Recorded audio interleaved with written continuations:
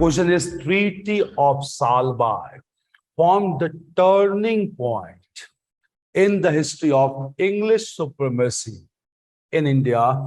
You have to critically analyze. These are keywords. First of all, you need to understand the question.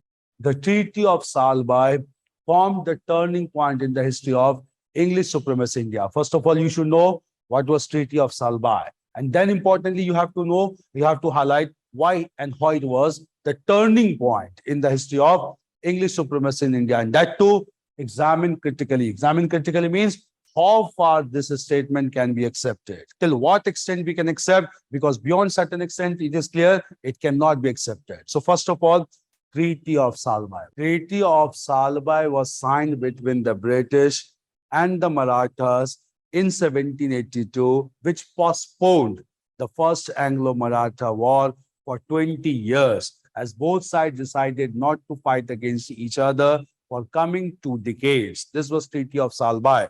So we know about Treaty of Salbai. Important thing is, how Treaty of Salbai formed the turning point in the history of English supremacy in India. The point is to emphasize on turning point. Why it was that everything began to turn in the history of English supremacy in India. Why turning point? And it was signed in the year 1782. So you should know broadly about the time. Then only you can understand why it was a turning point. Why turning point? One point is, after Treaty of Salbai, British began to reinforce their military strength, and unfortunately, Maratha kingdom got divided into 5 families, that is Sindhias, Gaikwad, Bhosle, Nagpur, and all this thing. Clear?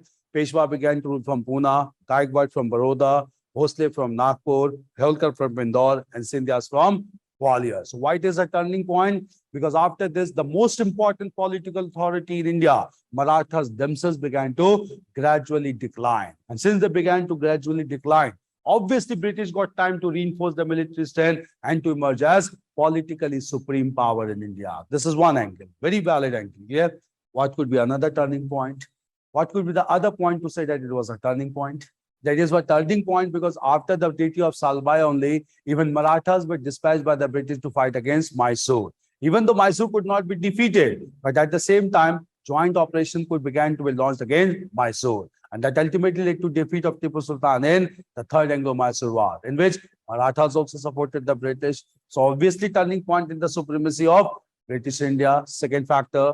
Third point, that after this only, sometime, Lord Wellesley concluded subsidiary alliance with 3 leading families of the Marathas, the most important being Peshwa. Obviously, they all got divided. It became easier for British to conclude subsidiary alliance with Bhosle, with Sindhias, and with Peshwas. So obviously, Gaikwad and Holkar were left to be defeated, and they got easily defeated separately in Second Anglo-Maratha War. So you have to highlight this turning point as well. And all happened because of Treaty of Salbai. Now, question is, critically analyze how far this can be accepted. कुछ limitations भी होंगे. Beyond this, इसको stretch नहीं कर सकते हम.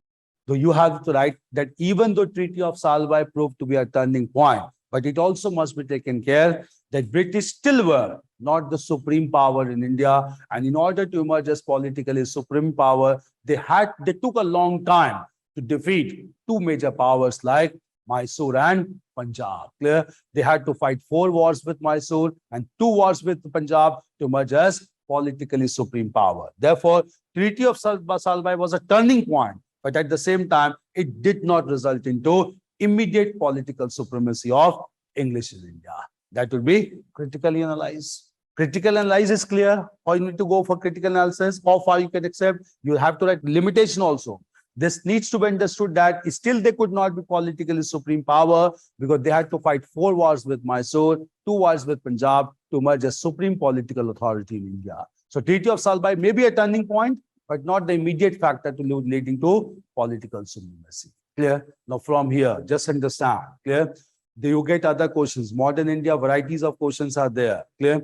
This is year 1782 when Salbai Treaty was signed. Another question that is asked from here is, the year 1782 marked the lowest ebb of British prestige in India. Lowest ebb means lowest point of British prestige in India. Why?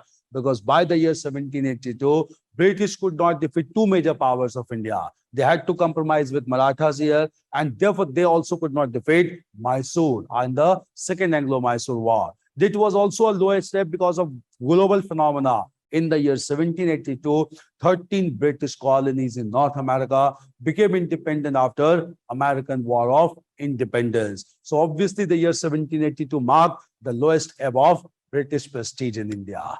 This is clear. So you get this question also. I'm discussing varieties of question because all the questions cannot be discussed, but you should know the varieties of question which is asked. Clear?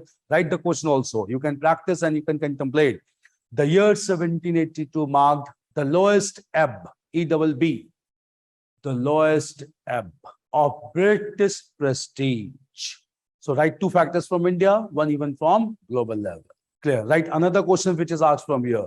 The Treaty of Salbai was neither advisable nor advantageous to the British. Neither advisable because they came at par with one regional power, and not advantageous because they concluded this war just to defeat Mysore. But even with Marathas, they could not defeat Mysore in Second Anglo-Mysore War. So neither advisable nor advantageous for the British.